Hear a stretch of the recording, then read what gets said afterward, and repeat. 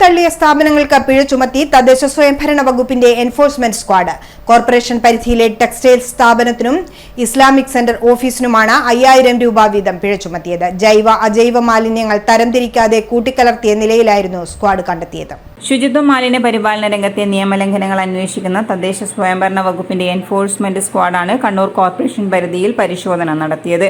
ഈ പരിശോധനയിൽ ജൈവ അജൈവ മാലിന്യങ്ങൾ കൂട്ടിക്കലർത്തി സ്വകാര്യ വ്യക്തിയുടെ സ്ഥലത്ത് നിക്ഷേപിച്ച 2 സ്ഥാപനങ്ങൾക്കെതിരെ നടപടിയെടുക്കാൻ കോർപ്പറേഷന് നിർദ്ദേശം നൽകി. കണ്ണൂർ കാൽടെക്സിന് സമീപം പ്രവർത്തിക്കുന്ന ടെക്സ്റ്റൈൽ ഷോപ്പിനും ഇസ്ലാമിക് സെന്റർ ഓഫീസ് എന്നീ സ്ഥാപനങ്ങൾക്കുമാണ് 5000 രൂപ വീതം പിഴ ചുമത്തി തുടർ നടപടികൾ സ്വീകരിക്കാൻ കോർപ്പറേഷൻ നിർദ്ദേശം നൽകിയത്. പ്ലാസ്റ്റിക് കവറുകൾ, തെർമോകോൾ പേപ്പർ, കപ്പുകൾ, ലിഫ്റ്റിന്റെ യന്ത്രഭാഗങ്ങൾ പാക്ക് ചെയ്ത പെട്ടികൾ, പാൽ കവറുകൾ എന്നിവ കൂട്ടിക്കലർത്തി പ്ലാസ്റ്റിക് കവറുകളിലാക്കി ചാക്കിൽ കെട്ടി പാർക്കിംഗ് ഗ്രൗണ്ടിന് സമീപം നിക്ഷേപിച്ചിരുന്നു. ഭക്ഷണ മാലിന്യങ്ങൾ ഉൾപ്പെടെയുള്ളവ കൂട്ടിക്കലർത്തിയിട്ടതിനാൽ പുഴുവരിക്കുന്ന രീതിയിലാണ് പരിശോധനാ വേളയിൽ സ്ക്വാഡ് ഇവ കണ്ടെത്തിയത്. ഇതിന് തൊട്ടടുത്ത പോർട്ടിൽ തന്നെ ഇസ്ലാമിക് സെന്റർ ഓഫീസിൽ നിന്നുള്ള മാലിന്യങ്ങളും കൂട്ടിയിട്ട നിലയിലായിരുന്നു. മാലിന്യ ചാക്ക് കെട്ടുകൾ സ്വന്തം ചിലവിൽ നീക്കം ചെയ്ത് റിപ്പോർട്ട് ചെയ്യാനും നഗരപാലിക ആക്ട് അനുസരിച്ച് 5000 രൂപ വീതം പിഴ ഒടുക്കാനും സ്ക്വാഡ് നിർദ്ദേശിച്ചു. മാലിന്യം തരംതിരിച്ച് സംസ്കരിക്കുന്നതിനായി 2 ബിന്നുകളിലായി ശേഖരിക്കണമെന്ന് പലതവണ തദ്ദേശ ഭരണ സ്ഥാപനങ്ങൾ നിർദ്ദേശം നൽകിയിട്ടുണ്ടെങ്കിലും മുഴുവൻ വ്യാപാര സ്ഥാപനങ്ങളിലും ഇത് പാലിക്കപ്പെടുന്നില്ല.